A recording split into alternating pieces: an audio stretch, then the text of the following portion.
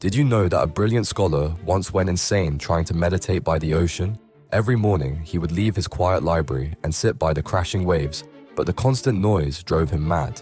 The salt spray stung his eyes. The endless motion shattered his focus. For months, he fought against the sea, demanding silence that would never come. Then something changed. He began to notice patterns within the chaos, the rhythm of the tides, the spaces between the crashes where perfect quiet lived. He watched dolphins dance through turbulent waters without fear. He saw how seagrass bent with every wave but never broke. The lighthouse stood firm while storms raged around it. One dawn, as waves thundered against the rocks, he finally understood.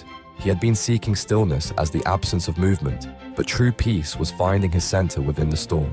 The ocean had never been his enemy. It was his teacher. Peace is not the absence of chaos. It is your calm presence within whatever storm life brings.